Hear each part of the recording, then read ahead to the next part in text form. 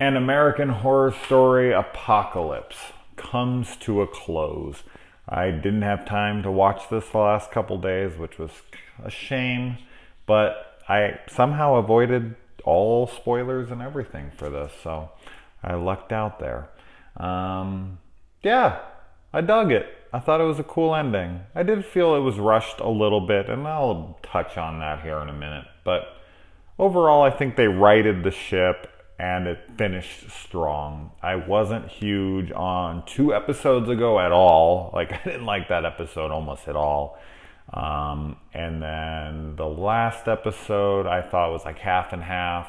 And then this episode I thought was really good.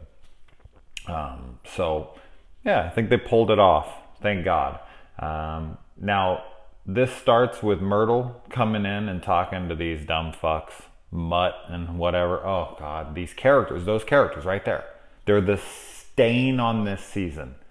If they wouldn't have had those characters in this fucking show, it would have been my favorite season as a whole.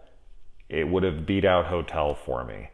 But because of those guys being brought in, killing episode 8, hurting episode 9, and the opening here in the finale, it's frustrating, but whatever. You know, we're past it now. So she puts a little spell on them to make sure that Coco is going to be accepted there into the bunker, because they know here now that they can't stop the apocalypse. They just have to let it happen. And they have to bank on, you know, Mallory's powers getting stronger and stronger within her without her knowing about them. This is one hell of a risk. But at this point, they know they can't beat it. They know they can't fight this anymore. That Mallory... Now, of course, I think this begs the question. Like, if all it was going to take was Mallory having Cordelia die to become powerful enough to go stop him. Which, and this is where I feel like the show was rushed a little bit. In the final showdown, I hate to skip ahead here, but because I'm talking about it. In the final showdown, you know, the scene between Cordelia and Michael Langdon was actually great. I loved it. You know, the whole like, "We are Legion, motherfucker." I thought that line was great. I was like, I got a big old smile on my face on that line. I loved it. I thought that was all well done. But then Mallory going back in time and just hitting him with a car. That's it? Just killed the Antichrist with a car? I mean, I get it. It's in its infancy. He's not as powerful as he was. She had to go back to that time, whatever. Madison, earlier in the episode, unloaded an entire fucking clip into this guy, and his blood just goes right back up into him, and he's fine. I don't know, a car, it just seemed very rushed in the end. Like, all right, well, we need to have her. I'm not exactly sure what should have happened there, honestly, but just having her go back to 2015 and run him over with a car, it felt lackluster.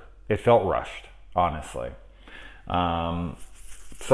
But it didn't seem like anything had to happen otherwise besides Cordelia dying for Mallory to get the power enough to be able to go back in time to kill Michael. So why not do that before the apocalypse?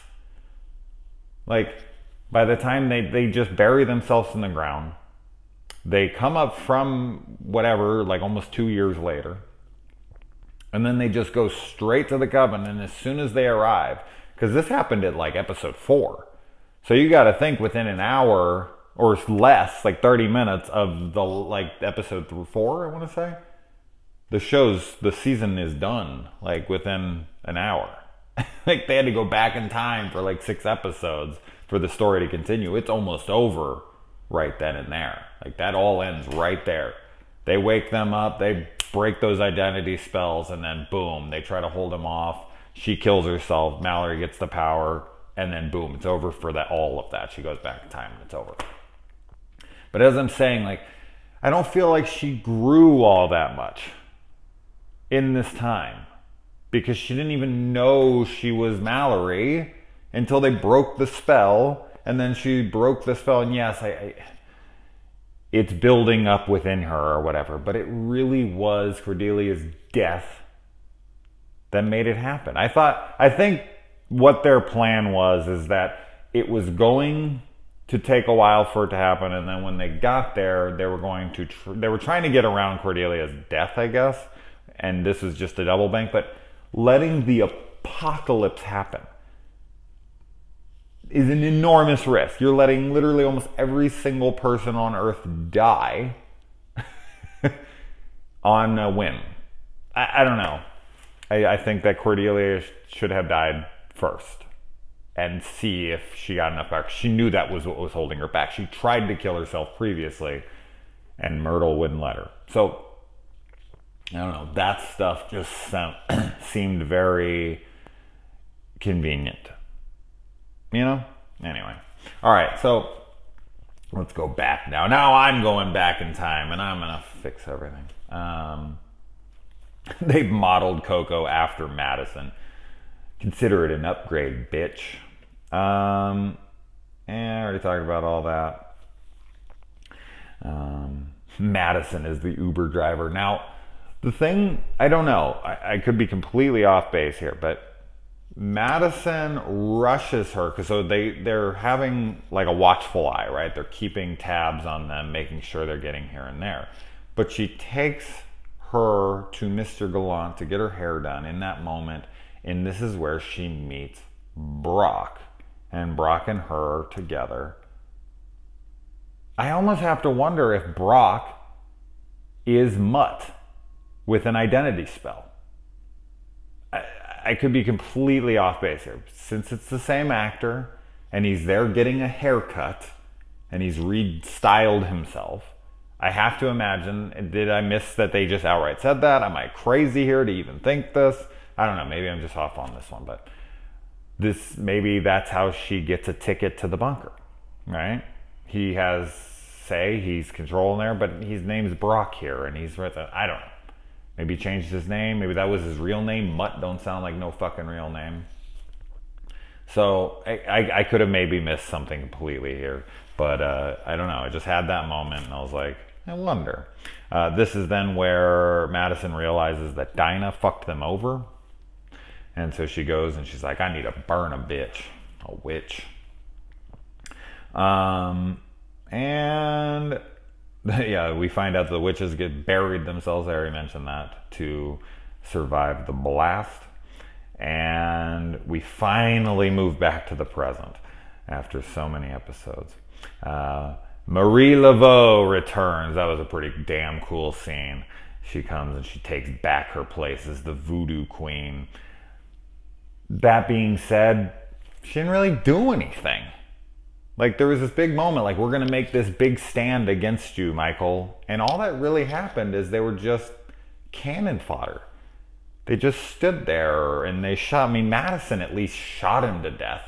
The rest of them just were punching bags. They didn't do anything. The voodoo queen came in and did what? Nothing. Not really. Cordelia was the one that killed frickin' whatever the hell her name is. Mead, right? Yeah.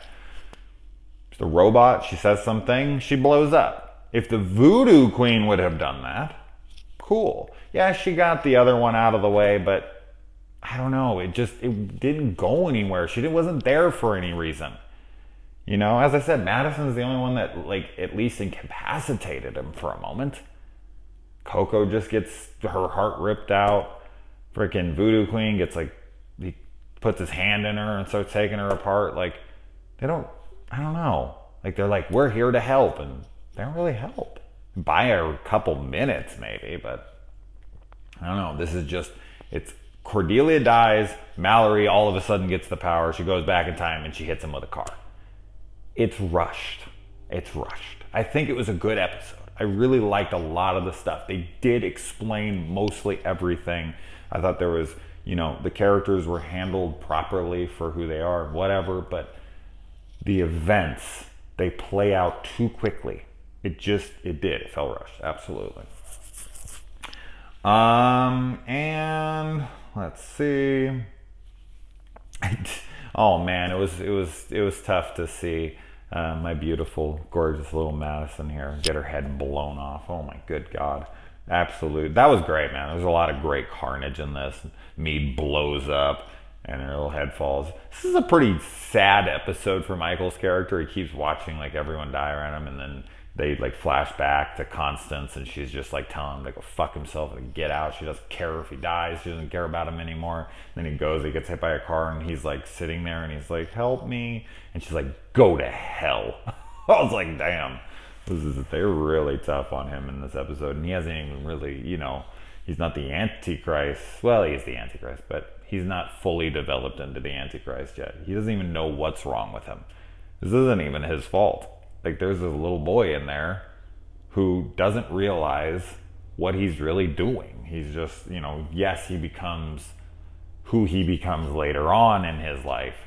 But at this point, he doesn't even realize. He's just sitting there playing video games like, what? Oh, I killed somebody? I'm sorry, I didn't know. Like, he's not a bad guy at that point in his mind.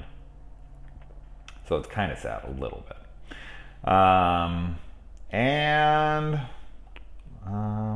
Yeah, I think I already talked about most of everything.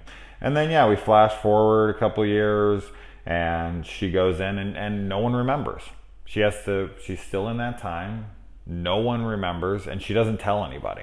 I'm not sure why she doesn't tell anybody. I would. I'm a credit whore. I would be like, you know what I did? I saved the fucking world.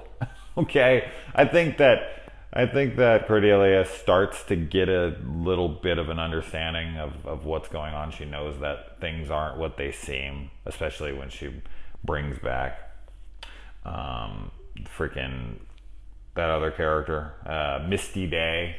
But yeah, I personally, I would need the credit. I can't help it. I would be like, you guys even have any idea? And yeah, Papa Legba, I guess now he's in, everyone wants to do Mallory a favor because she killed the Antichrist. Even though he's in hell or whatever, he said something about it in the other episode. I kind of forget about it, but forget what he said, but he's not with them. I guess he's a totally different hell. It's the voodoo hell. And then, yeah, I thought it was pretty cool that we bring back Tim and Emily. I honestly had pretty much forgotten about these characters. They had died off, and I was just like, oh, well, I guess they were nothing. But no, they become a big prominent thing here. They come back. They still stumble into one another. I guess they were meant to be together. And within 1 year, he knocks her up. Jesus Christ, man, get some condoms. And have a kid, and then it jumps 3 years even further in. So 2024, the Antichrist is revealed again, and the little three minions come to, make the cycle repeat.